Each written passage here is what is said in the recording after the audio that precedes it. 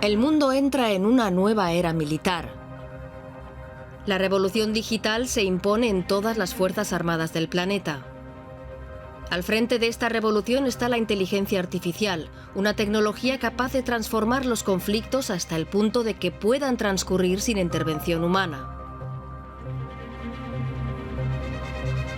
Todo ello en el contexto de una ciberguerra global que ya ha comenzado y podría no terminar nunca. La tecnología digital ya transforma nuestras vidas y también está cambiando la forma de combatir.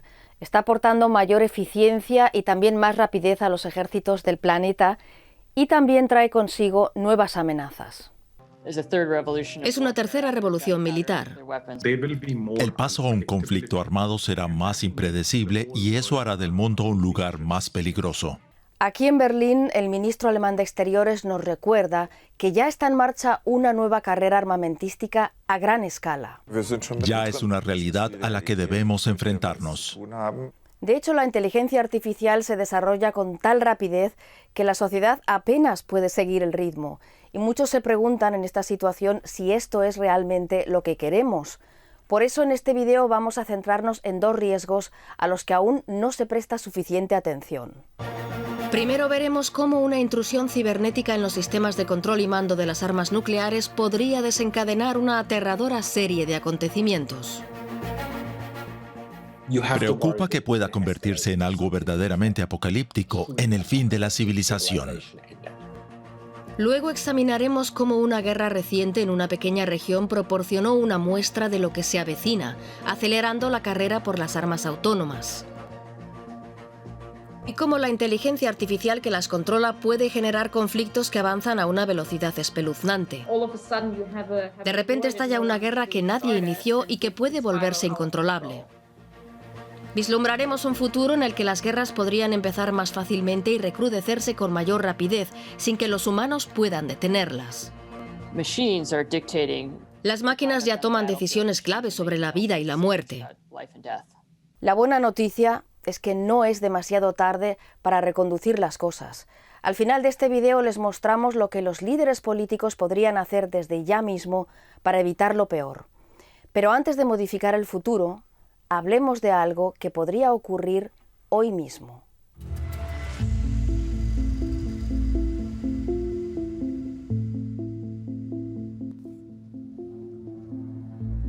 En Inglaterra, en los páramos del norte de York, cerca de la costa y del ventoso mar del norte, se encuentra el que podría ser uno de los lugares más importantes del mundo, aunque pocos hayan oído hablar de él.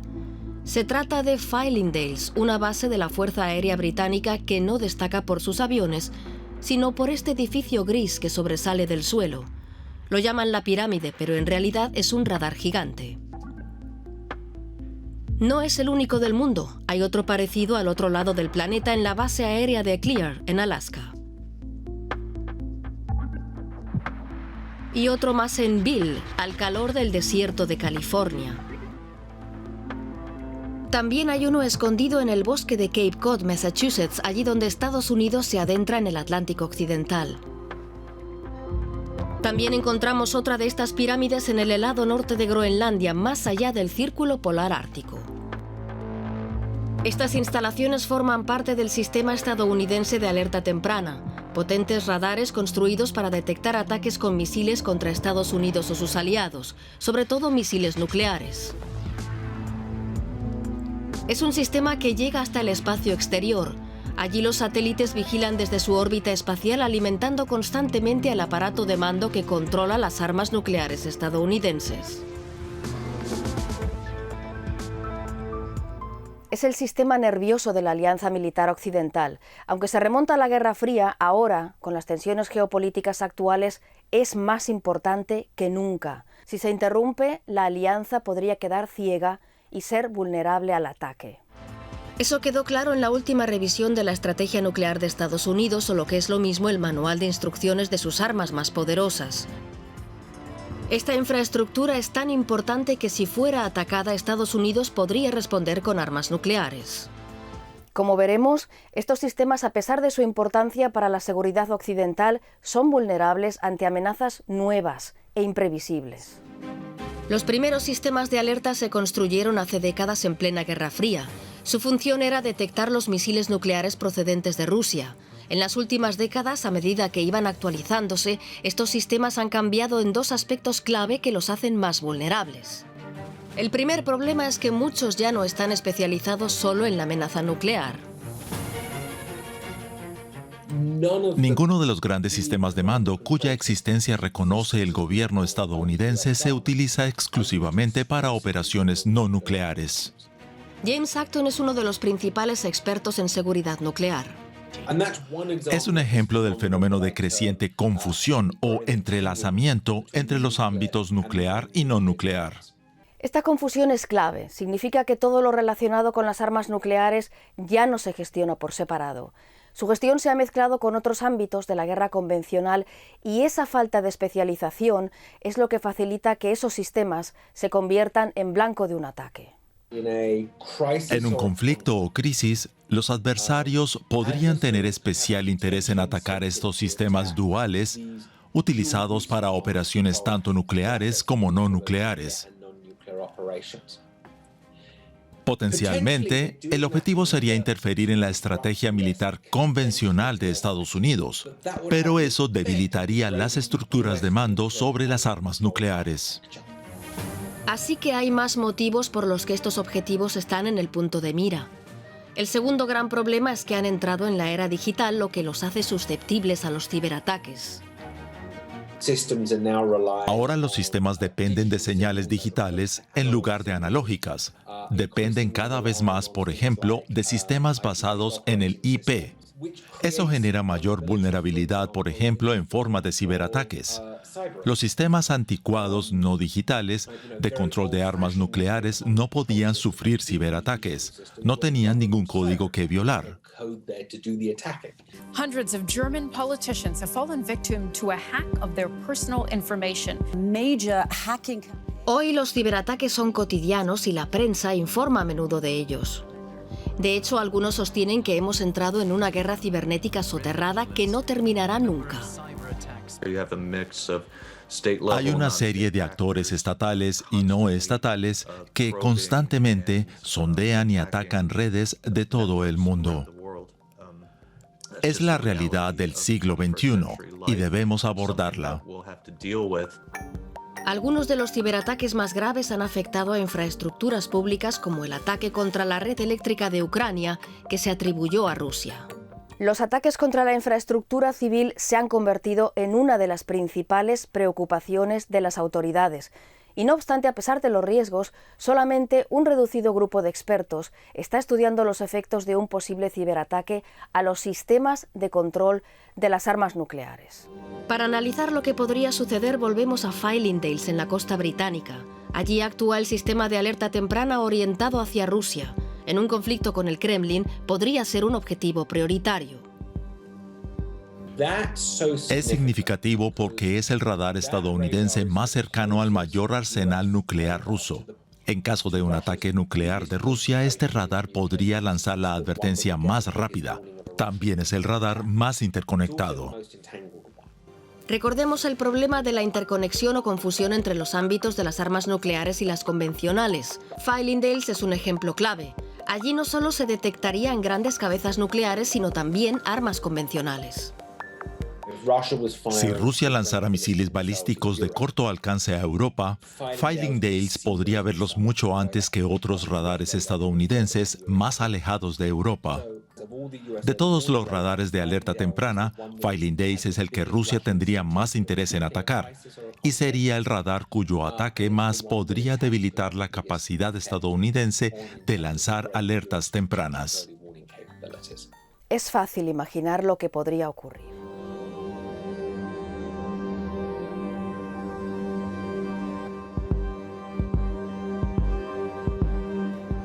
Imaginemos un futuro cercano en Letonia, la exrepública soviética que ahora es miembro de la OTAN. Han surgido protestas de la minoría rusa del país que achaca al gobierno una política discriminatoria. Cuando las protestas se vuelven violentas, Rusia concentra tropas a lo largo de la frontera. Los líderes occidentales creen que Moscú ha orquestado las protestas como excusa para invadir este pequeño país. Las vecinas Estonia y Lituania, también repúblicas soviéticas e integrantes de la OTAN, informan de un incremento de los ciberataques. El miedo se extiende por toda la región. Por primera vez desde la Guerra Fría, la OTAN y Rusia estarían al borde de un conflicto militar directo. La crisis se agrava. Estados Unidos detecta un código informático dañino introducido en la red de alerta temprana de Fillingdales, en el corazón de un sistema en alerta máxima. James Acton explica lo que ocurriría a continuación. Si aparece un código dañino en un sistema, es muy difícil saber cuál es su efecto.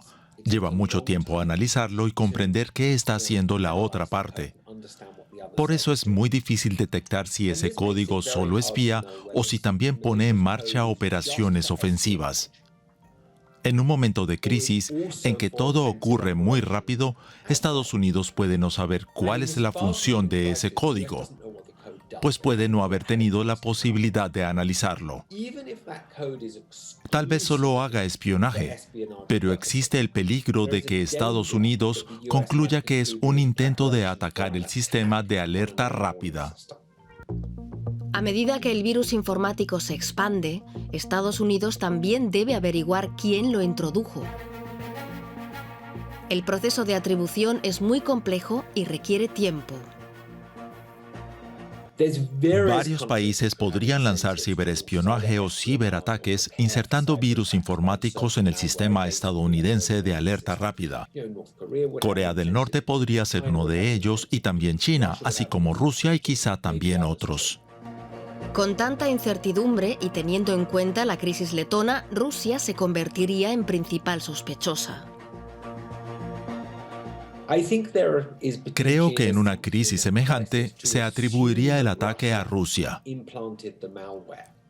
aún sin certezas sobre la autoría, que también podría ser de China o Corea del Norte.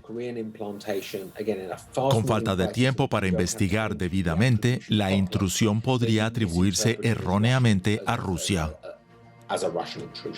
Durante una crisis, Estados Unidos debe tomar decisiones de mucho peso y debe hacerlo bajo una enorme presión.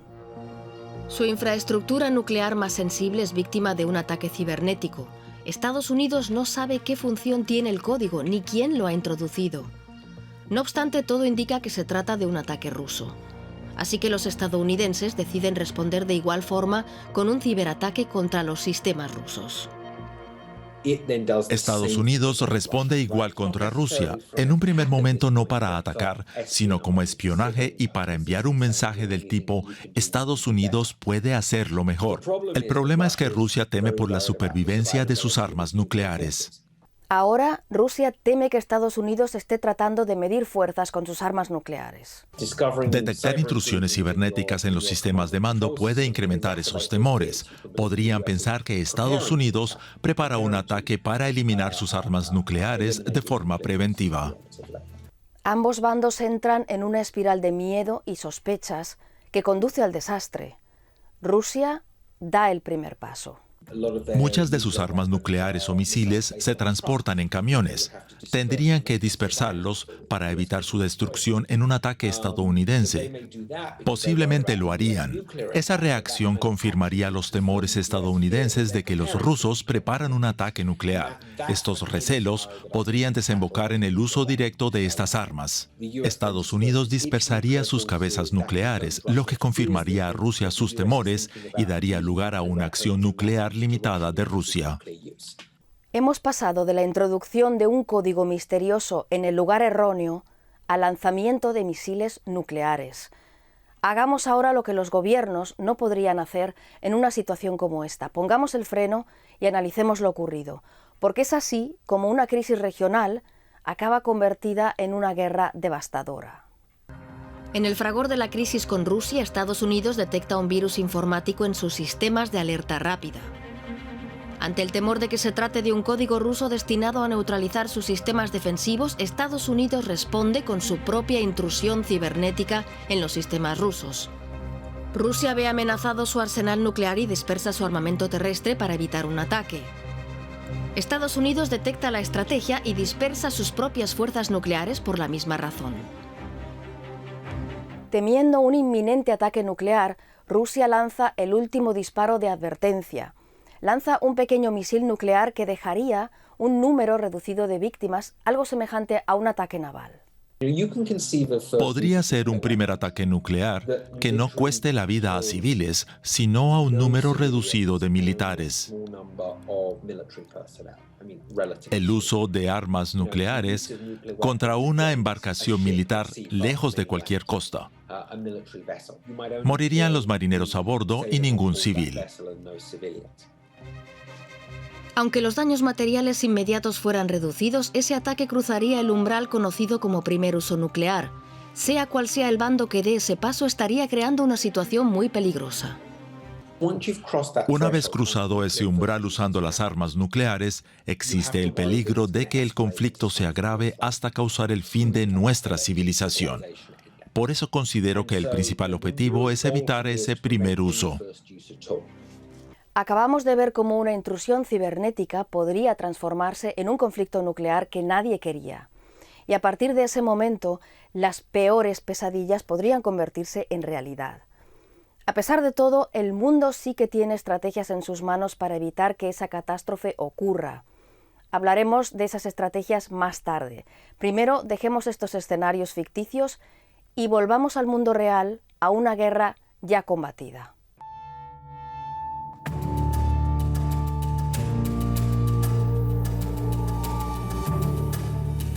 A finales de 2020 se reaviva un conflicto que el mundo parecía haber olvidado.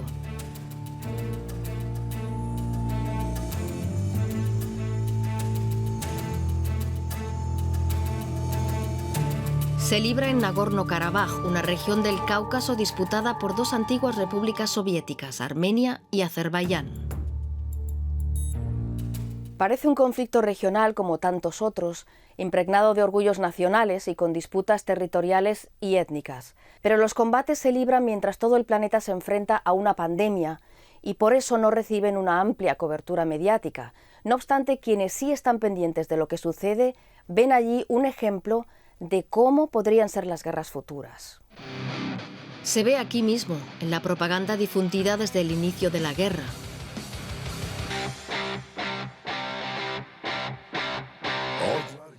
Nada más comenzar el conflicto, la Guardia Fronteriza de Azerbaiyán subió este vídeo a su canal en YouTube. La letra está cargada de fiebre patriótica con un mantra, el odio al enemigo.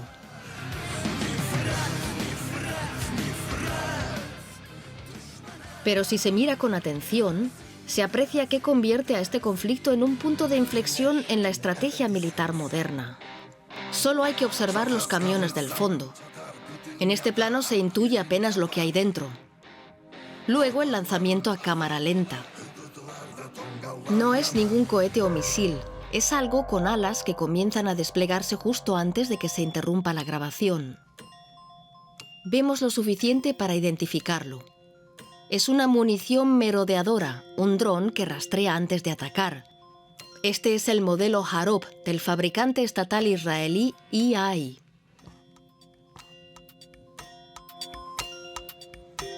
Los videos promocionales de la empresa muestran lo que esta munición puede hacer. Tras el lanzamiento vuela de forma autónoma hacia su destino y una vez allí puede merodear durante horas mientras analiza su objetivo, que por lo general suele ser un sistema de defensa aérea. Una vez localizada la diana, no arroja una bomba, sino que se lanza contra el objetivo para destruirlo con el impacto. Por eso se lo conoce como dron kamikaze.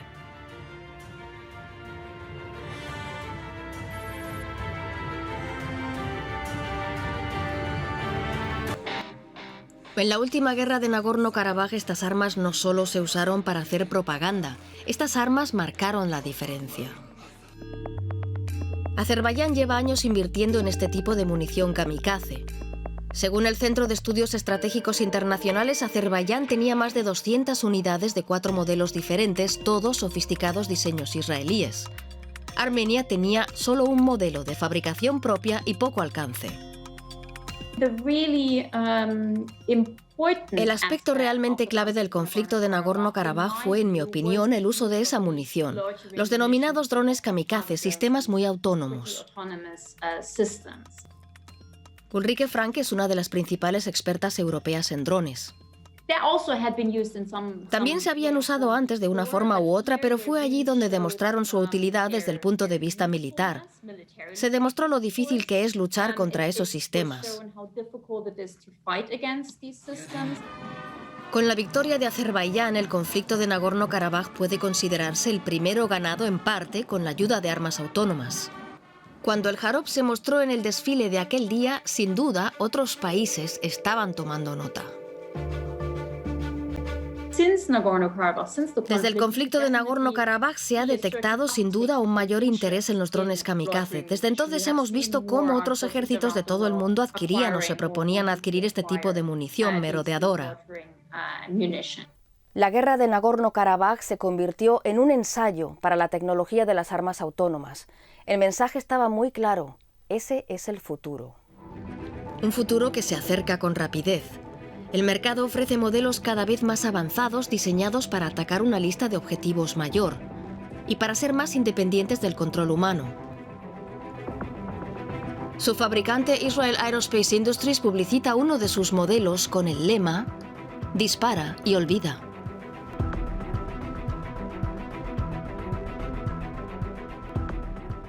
Ya hoy las armas autónomas se utilizan para alcanzar objetivos situados a largas distancias que pueden ser destruidos sin ninguna intervención humana. Estamos viviendo una revolución que acaba de comenzar y cobra un impulso enorme con la inteligencia artificial.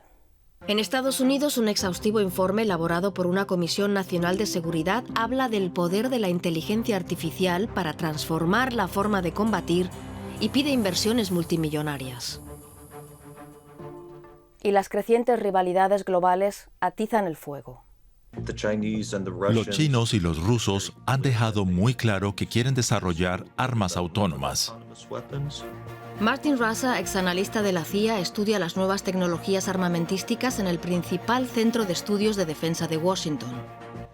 Y han invertido mucho en la investigación y el desarrollo de esos sistemas. No solo las superpotencias muestran interés.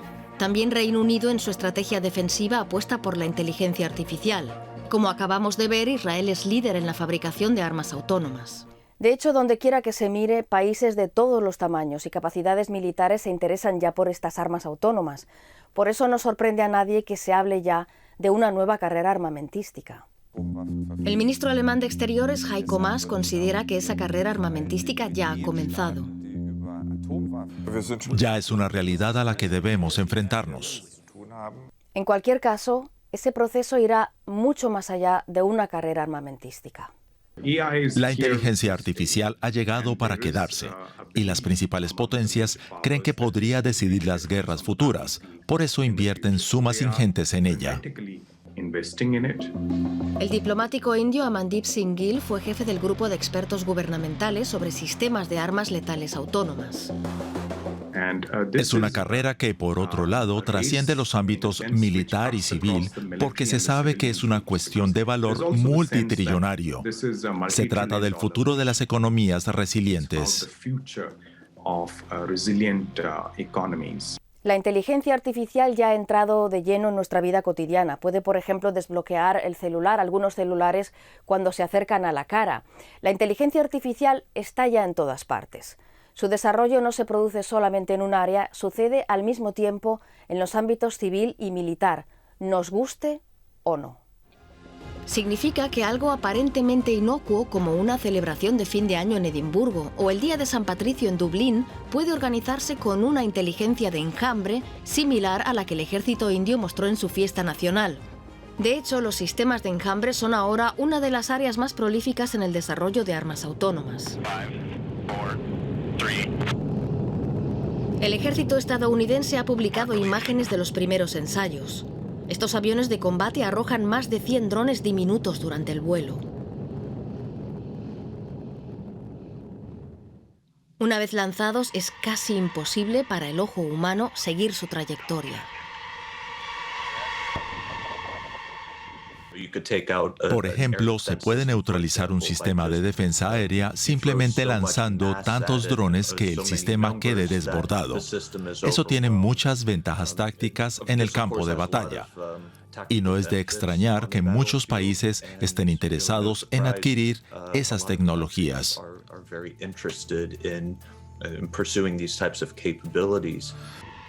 Si unos países tienen estas armas, el resto las necesita para defenderse, porque contra estos sistemas los humanos no tienen nada que hacer. Para repeler un enjambre de drones puede ser necesaria una persona que tome la primera decisión, pero no creo que ninguna persona pueda rastrear todo un enjambre. Esa velocidad nos lleva a mencionar otra amenaza procedente de las armas autónomas. Hasta ahora hemos visto armas con un alto grado de autonomía, pero que pueden ser controladas por los humanos. Incluso el arma vendida bajo el lema dispara y olvida necesita que alguien la dispare. Son armas cuyo funcionamiento aún comprendemos. Pero ahora avancemos una década o dos hacia el futuro. Serán años caracterizados por un rapidísimo desarrollo tecnológico con un uso cada vez mayor de armas, cada vez más autónomas. Es probable que en 20 años haya enjambres de sistemas no tripulados.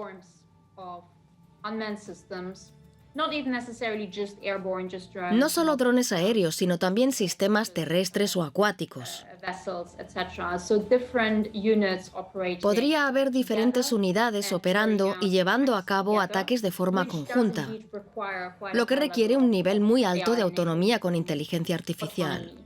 Y para combatir esos sistemas se necesitarán esos sistemas porque los seres humanos somos demasiado lentos. Eso podría impulsar una carrera armamentística en la cual algunos actores podrían verse obligados a adoptar cierto nivel de autonomía, al menos defensiva, porque los seres humanos no serán capaces de hacer frente a los ataques autónomos con la rapidez necesaria. La velocidad es una preocupación clave. Por el problema de la velocidad y porque los sistemas autónomos deben ser contrarrestados por otros sistemas autónomos, podríamos vernos en una situación en la que estos sistemas reaccionaran entre sí de una forma indeseada. En la literatura lo llamamos guerras relámpago. Hay un ataque, o parece que lo hay, y el sistema autónomo reacciona. A su vez, el sistema autónomo del adversario reacciona a ese ataque y ya tenemos un conflicto. Esta escalada puede suceder de forma muy rápida, por eso hablamos de guerras relámpago, conflictos militares accidentales que nadie quería. Ya lo hemos visto en la bolsa. El desplome relámpago de 2010 eliminó en pocos minutos más de $1 trillón de los mercados financieros. Fue impulsado por algoritmos que se alimentaron mutuamente de forma vertiginosa, desencadenando una caída súbita. Durante una caída súbita, el comercio bursátil puede ser detenido para frenar el desastre, pero durante una guerra relámpago, sin embargo, puede no haber vuelta atrás. Recordemos de nuevo el conflicto de Nagorno-Karabaj, una guerra regional probablemente decidida por las armas autónomas. En el futuro, con un mayor riesgo de que estallen guerras relámpago, estos lugares podrían sufrir aún más inestabilidad, aún mayores conflictos. Creo que avanzamos hacia un mundo con sistemas más autónomos y debemos asegurarnos de que reducimos el riesgo de que surjan conflictos no deseados, orquestados por máquinas, sin ningún control humano. ¿Cómo podríamos prevenir lo peor? Mientras intentamos averiguarlo, el mundo trata de encontrar un camino.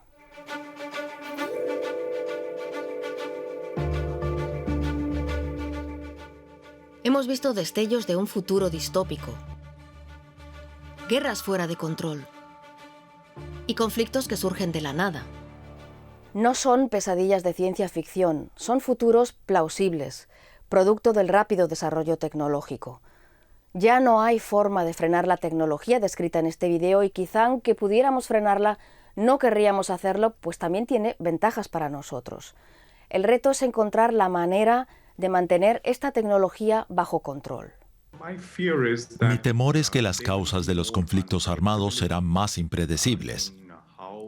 Los líderes no tendrán claro cómo se ha llegado al campo de batalla. No entenderán por completo los riesgos de ciertas acciones o ciertos actos, y eso hará del mundo un lugar más peligroso.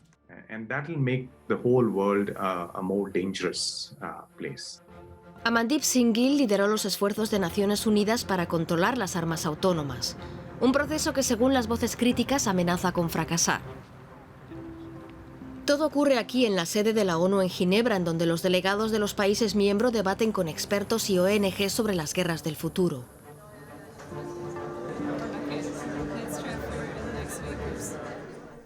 Este proceso es parte del convenio de la ONU sobre ciertas armas convencionales, un trabalenguas diplomático lanzado en los años 80 para intentar regular las armas no nucleares.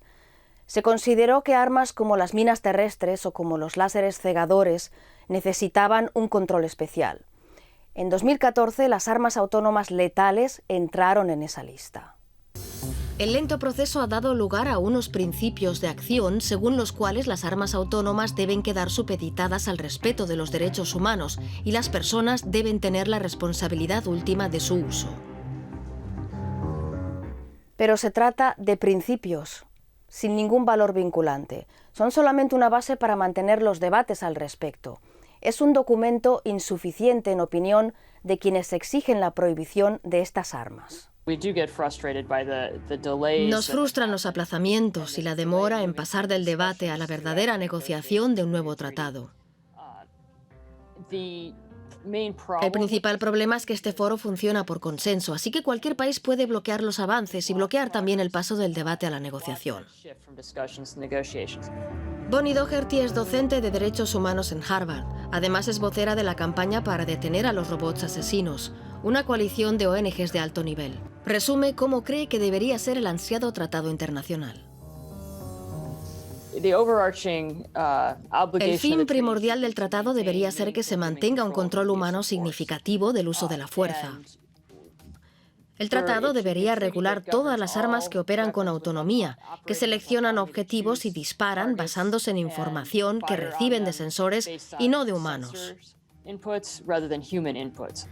Muchos países secundan en términos generales la idea de mantener el control humano, pero solo 30 apoyan la campaña.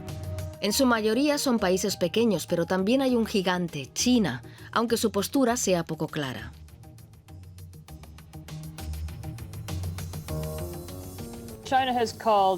China ha reclamado o apoyado que se prohíba el uso, pero si no me equivoco, no ha apoyado que se prohíban el desarrollo y la producción.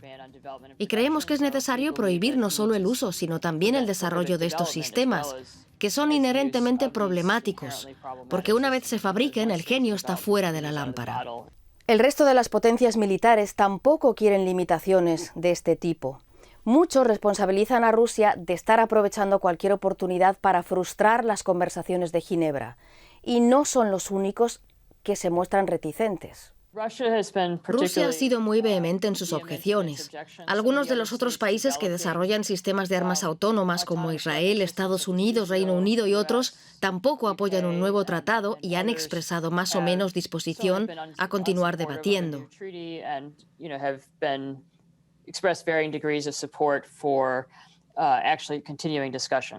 Esos son algunos de los obstáculos que se nos presentan. Es poco probable que Estados Unidos apoye una prohibición. En su lugar, ha formulado sus propios principios que incluyen la implicación humana. La prohibición de las armas autónomas es inviable porque la tecnología ya existe. El Departamento estadounidense de Defensa ha expresado claramente su compromiso con el uso ético de esta tecnología. La postura actual es que debe haber un ser humano implicado cuando se usan estas armas, de forma que no sean totalmente autónomas, en el sentido de que no haya ninguna interacción humana con los sistemas. La rivalidad entre Estados Unidos, China y Rusia en inteligencia artificial es tal que parece poco probable que alguno de ellos vaya a firmar un tratado que les imponga limitaciones significativas. Más allá de esa falta de voluntad, el desafío es gestionar una tecnología intangible con las herramientas tradicionales del control de armas.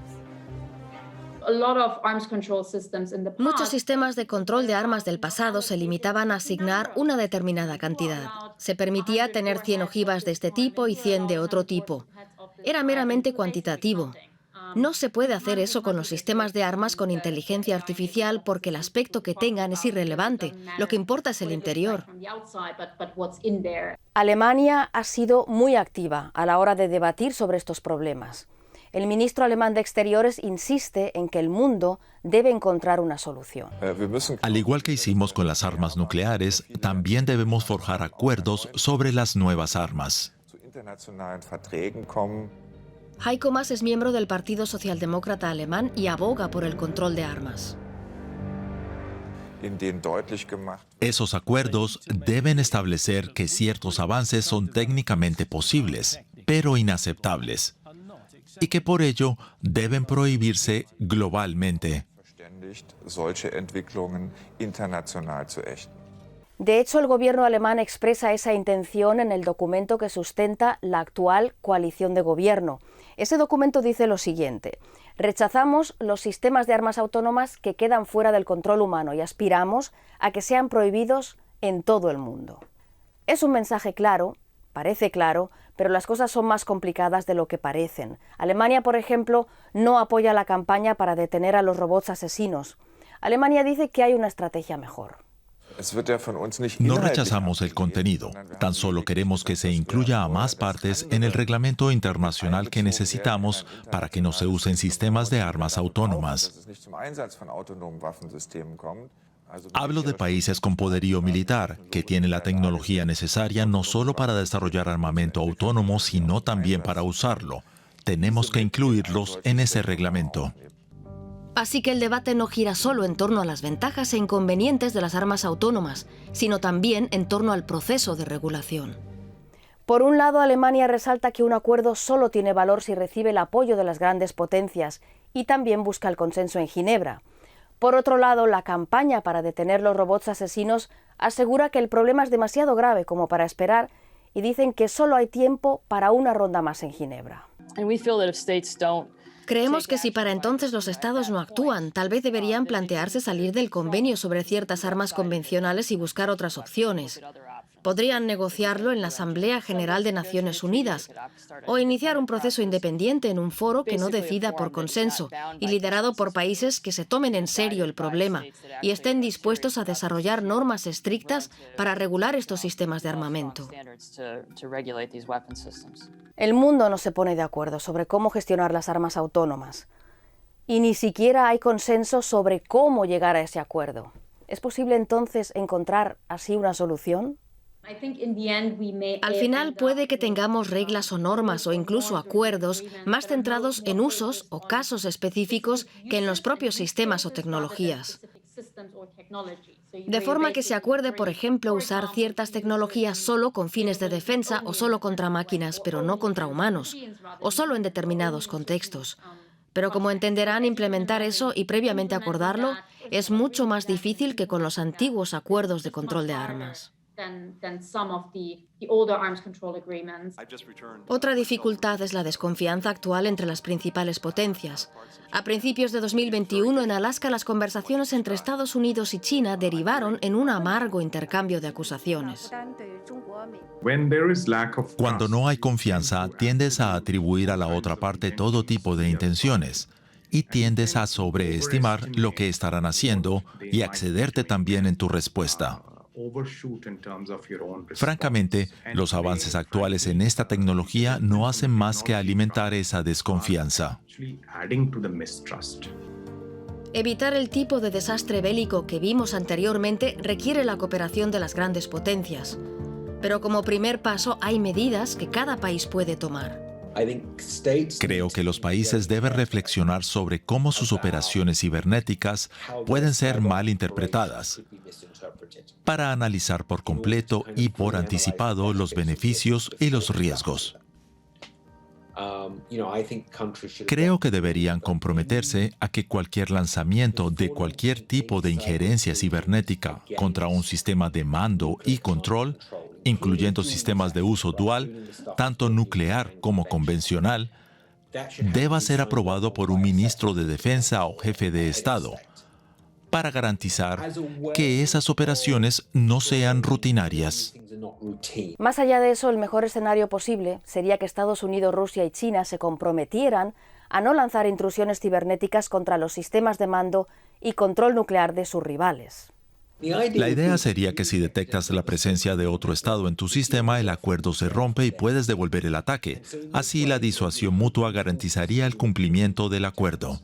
Pero no olvidemos el problema de la confusión de sistemas involucrados en operaciones nucleares y no nucleares. Eso dificultará definir qué centros de mando se incluyen en este tipo de compromisos y cuáles son excluidos. Serían necesarias unas negociaciones difíciles que no creo que los estados estén dispuestos a mantener. A medida que crece la rivalidad entre Estados Unidos, Rusia y China, el reto global consistirá en crear áreas como esta en las que las tres potencias sean capaces de imponer el interés mutuo por encima del deseo de estar en la cima. Estos actores ya son rivales y su rivalidad podría incluso aumentar.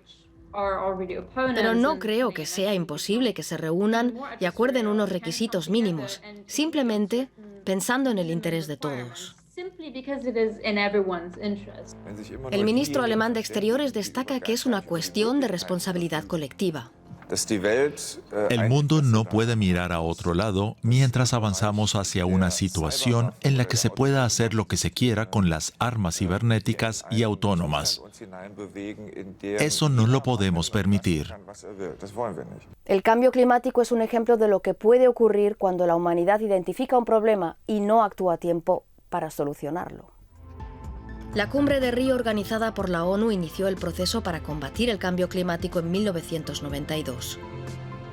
Fueron necesarios 23 años para negociar el Acuerdo de París y hoy ya sabemos que no basta para frenar la devastación.